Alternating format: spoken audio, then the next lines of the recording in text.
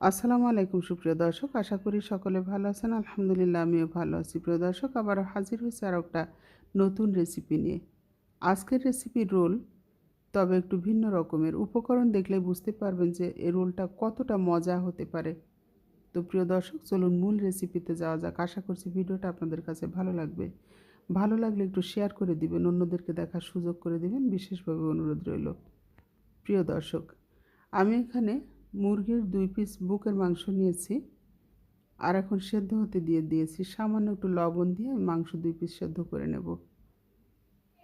তো আমি লবণ দিয়ে দিয়েছি এবং কিছুক্ষণের জন্য ঢাকা দিয়ে দেব, যেন ভিতর পর্যন্ত সেদ্ধ হয়ে যায়। কারণ মাংসটা হাড় থেকে আলাদা করে নিতে হবে। তো সেদ্ধ না হলে তো হাড় থেকে আলাদা করা যাবে না। দর্শক, এখন আমি উল্টে পাল্টে সেদ্ধ করে নিচ্ছি। তো সেদ্ধ হয়ে গেলে আমি মাংস ২ পিস উঠিয়ে নেব। আর এই পানিটুকু কিন্তু ফেলে দেব না। পানিটা রেখে দিতে হবে, পরবর্তীতে কাজে লেগে যাবে।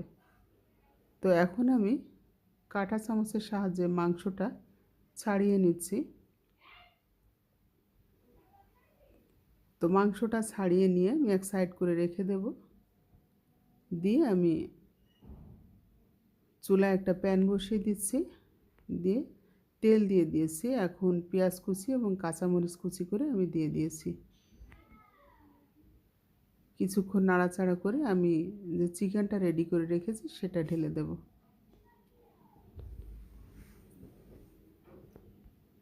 তো চিকেনটা ঢেলে দিয়ে কিছুক্ষণ আবারও নাড়াচাড়া করে নেব।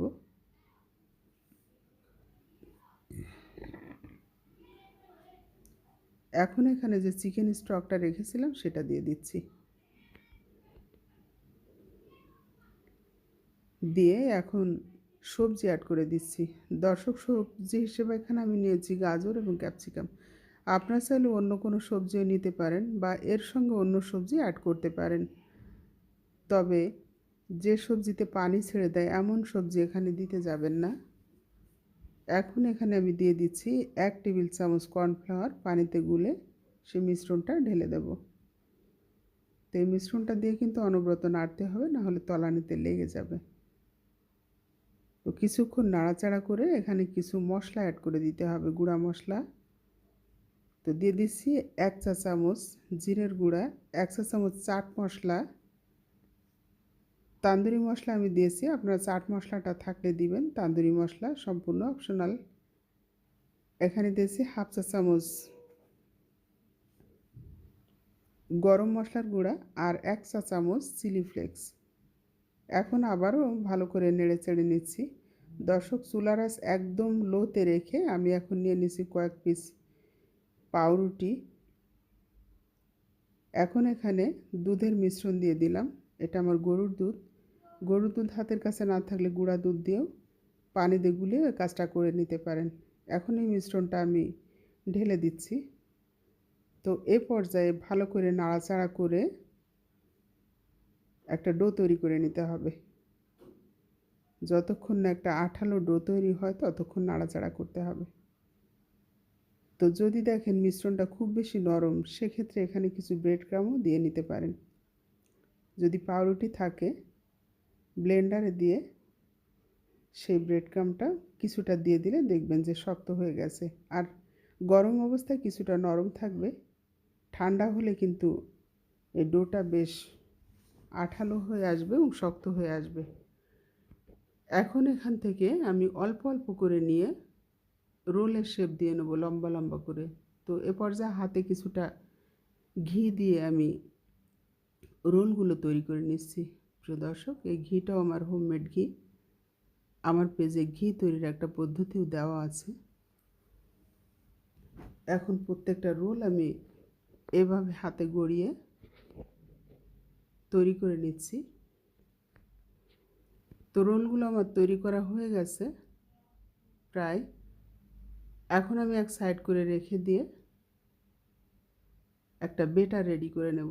আমি এখানে ২ টেবিল চামচ নিয়েছি ময়দা, দিয়ে দিচ্ছি স্বাদ মতো লবণ, কালো গোলমরিচের গুঁড়া ১ চা চামচ, ১ চা চামচ দিয়েছি জিরের গুঁড়া, ১ চা চামচের থেকে একটু কম দিয়েছি শুকনো মরিচের গুঁড়া। অর্থাৎ লাল মরিচের গুঁড়া। এখন অল্প অল্প করে পানি দিয়ে একটা বেটার রেডি করে নিচ্ছি। তো মোটামুটি একটা ঘনত্ব রেখে একটা বেটার রেডি করে নিতে হবে। রোলগুলো এই বেটারের ভিতরে চুবিয়ে ব্রেড ক্রাম্ব বা অরেঞ্জ ক্রামে গড়িয়ে নিতে হবে। আমি এখানে অরেঞ্জ ক্রামটাই নিয়েছি। আমি সুপার শপ থেকে নিয়েছি। যে কোনো সুপার শপে আপনারা এই অরেঞ্জ ক্রামটা পেয়ে যাবেন। আর যদি অরেঞ্জ ক্রামটা দিতে না চান সেক্ষেত্রে ব্রেড ক্রাম দিয়েও করতে পারবেন। সেক্ষেত্রে পাউরুটি থাকলে ব্লেন্ডারে দিয়ে ব্রেড ক্রামটা তৈরি করে নিতে পারেন। এখন প্রত্যেকটা রোল আমি এই প্রত্যেকটা রোল আমি এই বেটারের ভিতরে দিয়ে অরেঞ্জ ক্রাম দিয়ে গড়িয়ে আমি ভাজতে চলে যাব। তো প্রিয় দর্শক, আমার রোলগুলো রেডি হয়ে গেছে। আমি কিন্তু তৈরি করে ফ্রিজে রেখেছিলাম, যেহেতু আমি এটা দুপুরে তৈরি করেছি আর আমি ভেজে নিচ্ছি সন্ধ্যায়। আর আপনারা চাইলে সরাসরিও ভেজে নিতে পারেন, তবে কিছুক্ষণ ফ্রিজে রাখলে আমার কাছে মনে হয় যে ভালো হয়। তো এখন আমি ভাজতে চলে এসেছি। চুলায় তেল দিয়ে দিয়েছি এবং তেলটা কিছুটা গরম হলে রোলগুলো দিয়ে দিয়েছি। যেহেতু এই রোলগুলোর ভিতরে অত্যন্ত সফট আর উপরটা অনেক বেশি ক্রিস্পি হবে, তো খুব আলতো করে কিন্তু উল্টে দিতে হবে। তো দর্শক, আমি প্রত্যেকটা এভাবে উল্টে দেবো এবং যেটা আগে ভাজা হবে সেটা আমি উঠে নেব। খুব বেশি সময় তেলের ভিতরে রাখলে আবার উপরের লেয়ারটা ফেটে ভিতরের মিশ্রণটা বের হয়ে আসবে। তো সেজন্যে একটু খেয়াল রাখতে হবে যে যেটা ভাজা হবে সেটাই আমি উঠিয়ে নেব। দর্শক, কী পরিমাণে যে মজা ছিল আমি বলে বোঝাতে পারছি না। আপনার বাসায় যদি বাচ্চা থাকে তাহলেই নাস্তাটা কিন্তু অনেক বেশি পছন্দ করবে। আর যদি তৈরি করেন তাহলে একটু বেশি করে করবেন, না হলে আপনার ভাগেরটা পাবেন না, যেমনটা আমার বেলায় ঘটেছিল। তো আমার প্রত্যেকটা রোলই তৈরি হয়ে গেছে, দেখতে পাচ্ছেন।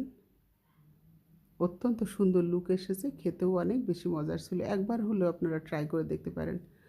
তো দর্শক, এই ছিল আজকের আয়োজন। সবাই ভালো থাকবেন। আবারও হাজির হয়ে যাব নতুন কোনো ভিডিও নিয়ে। সে পর্যন্ত সবাই ভালো থাকবেন, সুস্থ থাকবেন। আর ভিডিওটা ভালো লাগলে অবশ্যই শেয়ার করে দিবেন। আল্লাহ হাফেজ।